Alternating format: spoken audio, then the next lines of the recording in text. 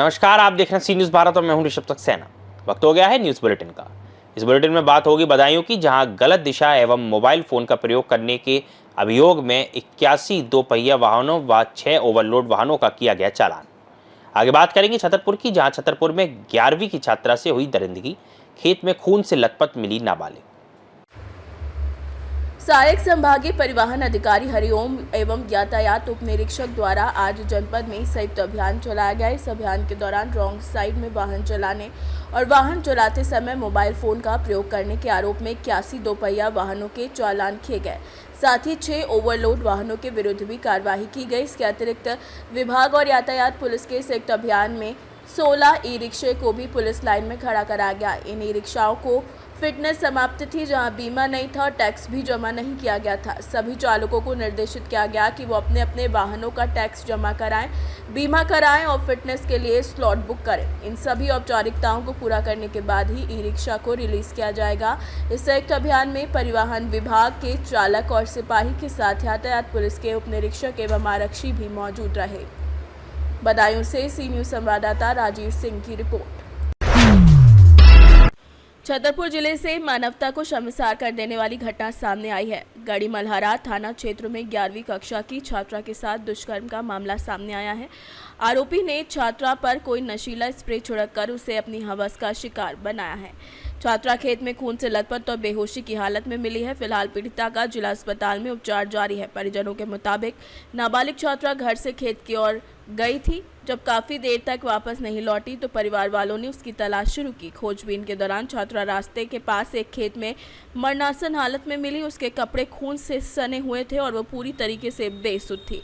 परिजनों ने जिला अस्पताल में पीड़िता छात्रा को भर्ती कराया है। घटना की जानकारी लगने पर मौके पर जिला अस्पताल पुलिस विभाग और वरिष्ठ अधिकारी पहुंचे। सीएसपी अरुण कुमार सोनी ने जानकारी देते हुए बताया कि मामला दर्ज करते हुए आरोपी को गिरफ्तार कर लिया गया है और पूरे मामले की विस्तृत जांच की जा रही है।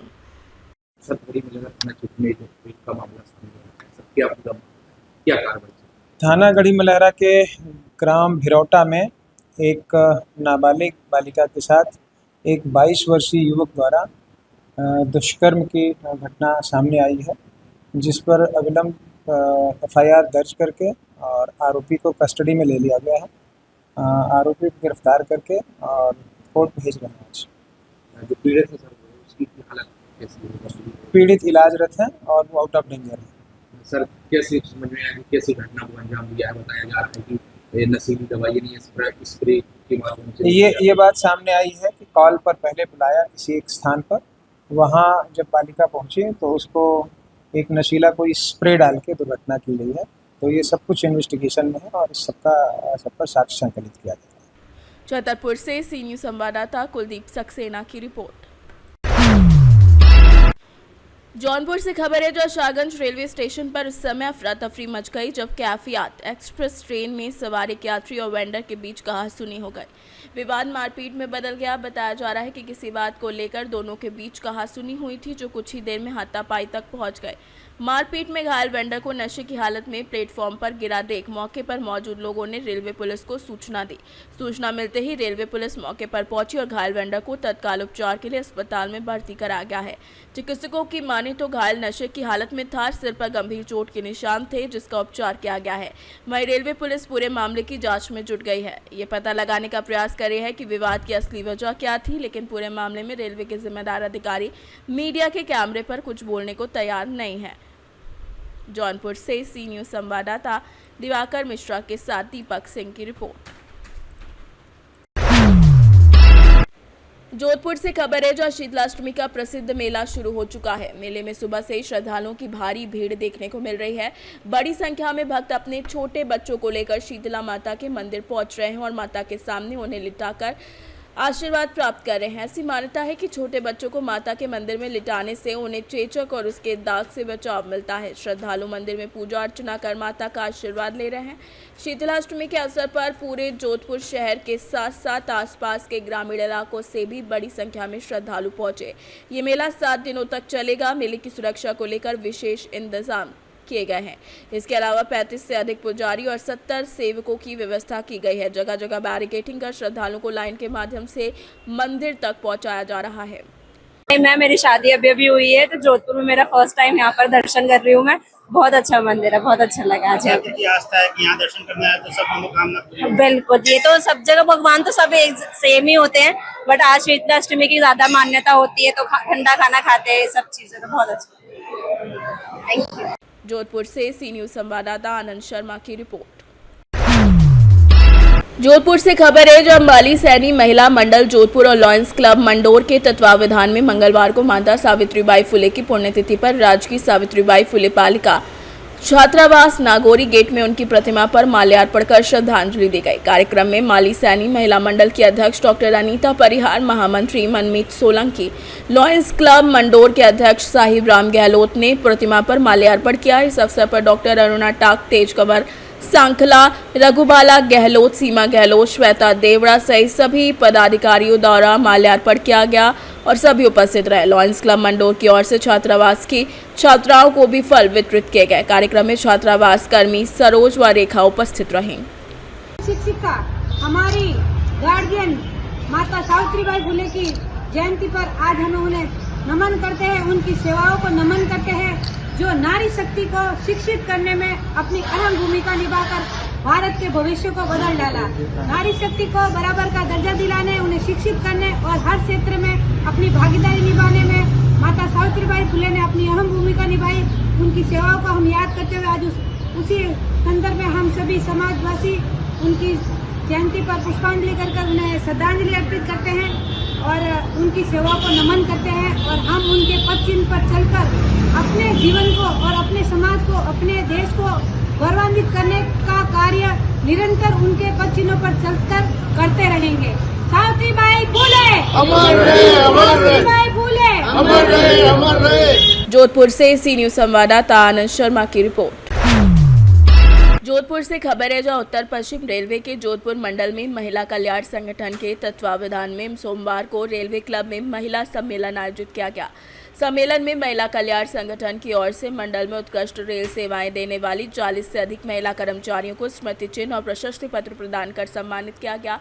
कार्यक्रम के दौरान उत्तर पश्चिम रेलवे स्काउट और गाइड की ओर से रंगारंग सांस्कृतिक कार्यक्रम प्रस्तुत किए गए, जिनका उपस्थित महिला कर्मचारियों ने उत्साहपूर्वक आनंद लिया। सम्मेलन में महिला कर्मचारियों के लिए क्विज प्रतियोगिता भी आयोजित की गई, जिसमें प्रतिभागियों ने बढ़ चढ़ कर भाग लिया। अंत में संगठन सचिव प्रियंका चौधरी ने धन्यवाद ज्ञापित किया। मंच संचालन डॉक्टर निर्मला विश्नोई ने किया। इस अवसर पर संगठन अध्यक्ष निष्ठा त्रिपाठी, नीलम चित्रा, स्वाति, अंतुश्री उपस्थित रही। जोधपुर से सी न्यूज संवाददाता आनंद शर्मा की रिपोर्ट। जोधपुर से खबर है, जहां उत्तर पश्चिम रेलवे के जोधपुर मंडल में महिला कल्याण संगठन के तत्वावधान में सोमवार को रेलवे क्लब में महिला सम्मेलन आयोजित किया गया। सम्मेलन में महिला कल्याण संगठन की ओर से मंडल में उत्कृष्ट रेल सेवाएं देने वाली 40 से अधिक महिला कर्मचारियों को स्मृति चिन्ह और प्रशस्ति पत्र प्रदान कर सम्मानित किया गया। कार्यक्रम के दौरान उत्तर पश्चिम रेलवे स्काउट और गाइड की ओर से रंगारंग सांस्कृतिक कार्यक्रम प्रस्तुत किए गए, जिनका उपस्थित महिला कर्मचारियों ने उत्साहपूर्वक आनंद लिया। सम्मेलन में महिला कर्मचारियों के लिए क्विज प्रतियोगिता भी आयोजित की गई, जिसमें प्रतिभागियों ने बढ़ चढ़ कर भाग लिया। अंत में संगठन सचिव प्रियंका चौधरी ने धन्यवाद ज्ञापित किया। मंच संचालन डॉक्टर निर्मला विश्नोई ने किया। इस अवसर पर संगठन अध्यक्ष निष्ठा त्रिपाठी, नीलम चित्रा, स्वाति, अंतुश्री उपस्थित रही। जोधपुर से सी न्यूज संवाददाता आनंद शर्मा की रिपोर्ट। चलती ट्रेन में सिर्फ सफर नहीं होता, बल्कि रिश्ते भी बनते और निभाए जाते हैं। इसका जीता जागता उदाहरण एक बार फिर आदर्श ट्रेन पंचवटी एक्सप्रेस में देखने को मिला। भारतीय रेलवे की शान और उत्तर महाराष्ट्र की जीवन वाहिनी मानी जाने वाली मनमाड मुंबई पंचवटी एक्सप्रेस ने अपने सफर के 91वें वर्ष में सफलतापूर्वक कदम रखा है। इस ऐतिहासिक अवसर और पवित्र रमजान महीने के 21वें रोजे के उपलक्ष्य में गुरुवार को चलती ट्रेन के भीतर भव्य इफ्तार पार्टी का आयोजन किया गया। यात्रियों द्वारा पेश की गई सांप्रदायिक सद्भाव की ये मिसाल पूरे रेल मार्ग पर चर्चा का विषय बनी हुई है। इस आयोजन की खास बात यह है कि केवल धार्मिक कार्यक्रम तक सीमित नहीं है। वर्तमान में चल रहे ईरान इजराइल युद्ध के समाप्त होने और पूरी दुनिया में शांति स्थापित होने की कामना करते हुए रोजेदारों और सहयात्रियों ने मिलकर ईश्वर से प्रार्थना की है। गेल्या आपण जर पाहिलं 5-6 वर्षापासून पंचवटी एक्सप्रेस मध्ये या इफ्तारचं आयोजन करण्यात येतं आणि आपण याला इफ्तार ऑन द व्हील म्हणूया। हा, तुम्हाला काय वाटतं याबद्दल? इफ्तार म्हणजे हा रमजान महिना आहे आणि रमजान महिना म्हणजे मुबारक महिना असतो। आणि खऱ्या अर्थाने सर्व आमच्या समाजाचे लोक उपास धरतात आणि त्या उपास धरल्यानंतर म्हणजे अल्लाहला प्रार्थना करतात का आपल्या देशावर येणारी संकट किंवा आपल्यावर लोकांवर येणारं संकट सर्वांवर दूर हो आणि सर्व लोकांमध्ये एक एकात्मतेचं संदेश पोहोचवण्याचं काम आम्ही आमच्या रमजान महिन्यामध्ये आमचे सर्व बांधव करत असतात। मनमाड शहर पंचवटी एक्सप्रेस जी आहे ही सातत्याने आज 50 वर्षापासून ही मनमाड ते छत्रपती शिवाजी टर्मिनलपर्यंत धावत असते आणि ही पंचवटी जी आहे ही पंचवटी म्हणजे आमच्यासाठी ही माय, जसं आपल्याला आईची जशी आपल्या घरामध्ये सावली असते ना तशी पंचवटी एक्सप्रेस आमच्यासाठी सावली आहे। जे अपडाऊन करणारे जे व्यापार करणारे लोक ह्या पंचवटी एक्सप्रेसनी येणं आणि जाणं करत असतात आणि ह्या पंचवटीमध्ये सर्व धर्माचे लोक एकोप्याने सर्व नांदतात आणि प्रत्येक सणामध्ये या पंचवटीमध्ये सण साजरा केला जातो।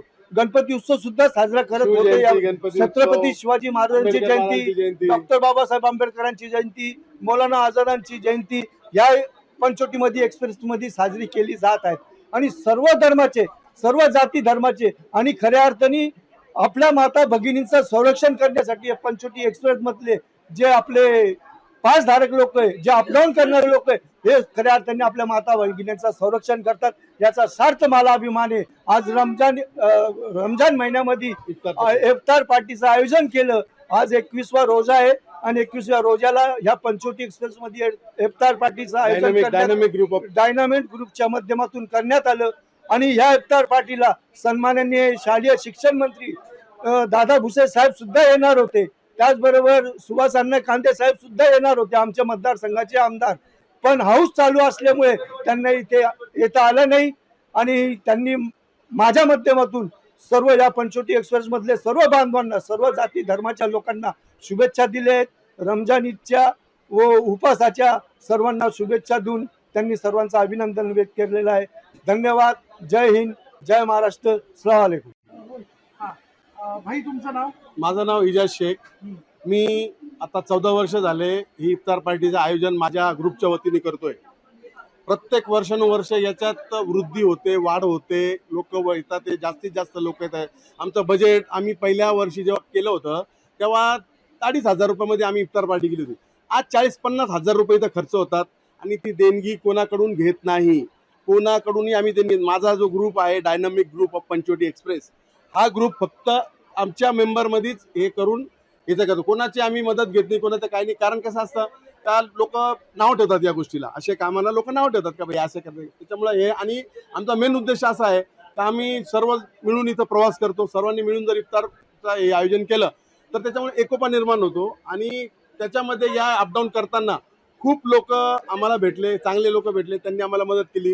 हे अल्ताफ भाई हे ज्येष्ठ नेते शिवसेनेचे। आता मागचा एक किस्सा सांगतो, बोगी एकदम बोगस बोगी आली होती, आमची पाठ दुखत होती बरोबर, ती बोगी चेंज करण्यासाठी आम्ही प्रयत्न केले, आमच्या अध्यक्षाकडून ॲप्लिकेशन केले, हे केले ते केले, काही नाही। भाईला फोन केला, भाई असं असं आहे, दुसऱ्या दिवशी सकाळी भाईनी फोन केला, बोगी चेंज झाली का नाही, बोगी चेंज झालेली होती। म्हणजे ही ताकद आहे आमची, ही ताकद आमच्या मागं आहे, हे सगळ्या लोकांची आमच्या मागं ताकद आहे। त्याच्यामुळे हे इफ्तार पार्टी आम्ही दरवर्षी चांगल्या पद्धतीने साजरी करतो। काय इफ्तार पार्टीतून तुम्हाला काय संदेश द्यायचा? संदेश हाच द्यायचा आहे का सगळ्यांनी मिळून मिसळून राहावे, कोणीही जातीवाद वगैरे करू नये आणि मिळून मिसळून राहिल्याने ताकद वाढते आणि तुमचा विकास होतो। तर आपल्याला जर आपला शक्तिशाली भारत बनवायचा असेल तर आपण सगळ्यांनी मिळून मिसळून राहावे आणि असेच जे सण आहे आपले, जसे शिवजयंती आहे, आंबेडकर जयंती आहे, दिवाळी, दसरा, रमजान, हे जर एकत्र मिळून साजरे केले तर याच्यामुळे हा एकोपा वाढेल आणि आपली शक्ती वाढून जाईल। करताय ना पंचवटीमध्ये सर्व लोकांमध्ये होत आहे तसं।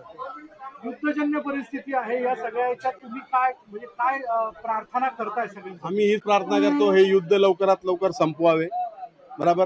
याच्यामध्ये जे लोक मजलूम आम्ही जे म्हणतो आमच्या भाषेमध्ये, म्हणजे पीडित लोक, त्यांच्यावर जो अत्याचार होतोय तो लवकरात लवकर थांबावा।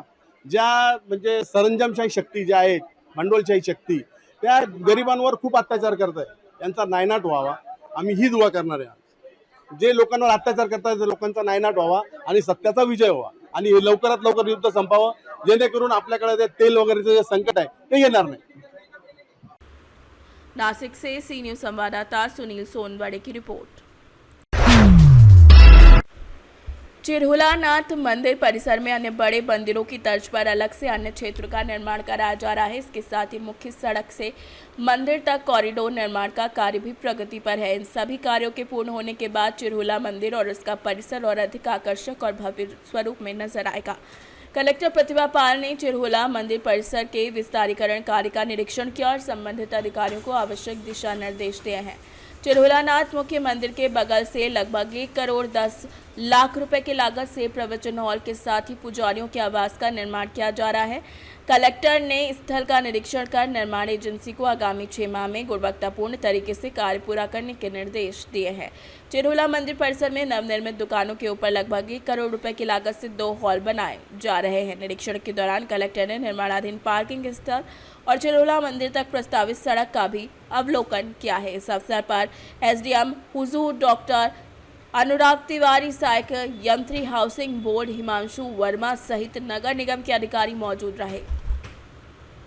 चिरहुलानाथ मंदिर में जो आज का निरीक्षण है उसमें अपना जो इसका कॉरिडोर मंदिर का बन रहा है, क्योंकि बहुत प्रसिद्ध जगह है, बहुत सिद्ध जगह है, तो यहाँ को लेकर के जो श्रद्धालु आते हैं उनको भविष्य में सर्व सुविधा युक्त एक कॉरिडोर मिले जिसमें आसानी से जाकर वो मंदिर के दर्शन कर पाएं। इसके लिए जो पुरानी दुकानें थी उनको शिफ्ट करके नया दुकानें बनाई गई हैं। एक सर्व सुविधा युक्त नया अन्य क्षेत्र भी बनाया जा रहा है ताकि जैसे महाकाल लोक में, शिरडी में जो अपने अन्य क्षेत्र हैं तो वो सर्व सुविधा युक्त अन्य क्षेत्र यहाँ श्रद्धालुओं को हो सके। साथ ही पार्किंग और मंदिर में भी एक बड़ा कॉम्प्लेक्स का निर्माण कराया जा रहा है ताकि मंदिर में भी जो मानस इत्यादि पाठ होते हैं वो आसानी से हो और सुविधा के साथ में हो। अधिकतर जो श्रद्धालु अभी आते हैं वो दाएं बाएं बैठ करके पाठ करते हैं तो वो भली प्रकार से पाठ कर सके। रीवा से सी न्यूज़ संवाददाता अर्जुन तिवारी की रिपोर्ट। घनसौर में मुख्यमंत्री कन्या विवाह निकाह योजना के अंतर्गत सामूहिक विवाह समारोह का आयोजन किया गया जिसमें कुल 100 जोड़े वैवाहिक बंधन में बंधे। कार्यक्रम में 99 जोड़ों का विवाह हिंदू रीति रिवाजों के मुताबिक पंडितों द्वारा संपन्न कराया गया, जबकि एक जोड़े का निकाह मुस्लिम धर्मगुरु की मौजूदगी में कराया गया। शासन की इस योजना के तहत गरीब और जरूरतमंद परिवारों के लिए आयोजित इस सामूहिक विवाह समारोह में बड़ी संख्या में लोग शामिल हुए। चिलचिलाती धूप में पंखे और कूलर की समुचित व्यवस्था न होने से दूल्हा दुल्हन सहित आम लोग काफी परेशान नजर आए। इसके अलावा सुरक्षा व्यवस्था भी कमजोर नजर आई। कार्यक्रम के दौरान भीड़ का फायदा उठाकर कुछ अज्ञात चोरों ने महिलाओं के मंगलसूत्र सहित अन्य जेवरातों पर हाथ साफ किया। इस घटना से समारोह में मौजूद लोगों में नाराजगी देखी गई। ग्रामीणों ने मांग की कि भविष्य में इस तरीके के आयोजनों में बेहतर व्यवस्था की जाए। 72 जोड़े और एक जो है निकाह के लिए प्राप्त हुआ है जिसमें निकाह होगा और शेष जोड़े जो हैं हिंदू रीति रिवाज से संपन्न होंगे जिनकी व्यवस्था पृथक पृथक यहाँ कर दी गई है। धन्यवाद। शासन की योजना के तहत, मुख्यमंत्री कन्या योजना के तहत 100 वर वधुओं का शादी संपन्न हुई और इसमें हमारे सभी जनपद से जनप्रतिनिधि, हमारे सभी वर वधु के माता पिता, घराती बराती और सभी सामाजिक जनप्रतिनिधिगण और आई हुई सभी जनता और हमारे इस कार्यक्रम को जो प्रचार प्रसार किया हमारे घनसौर के पत्रकार साथियों ने, मैं सभी को बधाई देता हूं कि इस प्रकार के कम समय में जो हमारा कार्यक्रम संपन्न हुआ निर्विघ्न, सभी का सहयोग रहा। बहुत बहुत बधाई, बहुत बहुत सपोर्ट। एक जिले में सिर्फ 4 तिथियां दी जाएंगी विवाह हेतु और अपने जिले में चूँकि 8 ब्लॉक है तो उन 4 तिथियों का ऐसा बांटा गया कि एक तिथि में 2 ब्लॉक में शादी होनी थी। तो आज जो 11 मार्च की तिथि तय हुई थी वो हुई थी घनसौर ब्लॉक के लिए और बरघाट ब्लॉक के लिए, और एक तिथि में सिर्फ 200 ही शादियां कराई जानी थी। अतः उनको भी विभाजित करके 100 जोड़े घनसौर ब्लॉक को दिए गए थे और 100 जोड़े बरघाट ब्लॉक को दिए गए थे। तो हमारे यहाँ आज जो है एक जोड़ा जो है मुस्लिम जोड़ा जिसका निकाह कराया गया है और 29 मतलब 29 जोड़े जो हैं वो हिंदू रीति के हैं। बाकी जो 30 जोड़े हैं वो आदिवासी रीति से उनका विवाह कराया गया है। तो कुल इस तरह से 70 जोड़े आदिवासी, इस तरह से पूरे कुल 100 जोड़े जो है विवाह में आज सम्मिलित हुए हैं। और आयोजन के लिए शासन कुल 55,000 रुपये में से 6,000 रुपये प्रति जोड़ा जनपद को आयोजन के लिए प्रदान करती है। बाकी 49,000 रुपये पहले तो चेक दिए जाते थे, लेकिन इस बार से शासन ने डीबीटी के माध्यम से डायरेक्ट कन्या के खाते में जमा करने के आदेश दिए हैं। सिवनी ट्रेजरी द्वारा वो राशि कन्याओं के खाते में जमा कराई जाएगी। मैडम टेंट जो है, टेंट की कमी देखी गई यहाँ पे, इस विषय में क्या? टेंट सफिशिएंट था, 100 जोड़ों के हिसाब से सफिशिएंट टेंट था। कितने एरिया में लगना था मैडम? देखिए, नहीं एरिया तो नहीं, लेकिन 15 बाई 15 का जो हमारा टेंट रहता है उसमें हम हर बार जब भी आयोजन कराते हैं 4 जोड़ों को बिठाते हैं। देखिए, शासन से निर्देश होता है कि प्रति जोड़े के साथ अधिकतम आपको 10 परिजनों को, मतलब 5 कन्या की तरफ से और 5 जो है वो वर की तरफ से आने चाहिए। लेकिन हम जन सामान्य को नहीं रोक सकते हैं, लिमिट नहीं कर सकते हैं कि आपको 10 ही लेकर आना है, तो वो जितने अपने साथ लाते हैं हमें उनका स्वागत करना पड़ता है। तो टेंट जो है वो सफिशिएंट 100 जोड़ों के हिसाब से लगा हुआ है। घनसौर से सी न्यूज़ संवाददाता ईश्वर दीक्षित की रिपोर्ट। इस बुलेटिन में फिलहाल इतना ही। देश और दुनिया की तमाम खबरों के लिए आप देखते रहिए सी न्यूज़ भारत।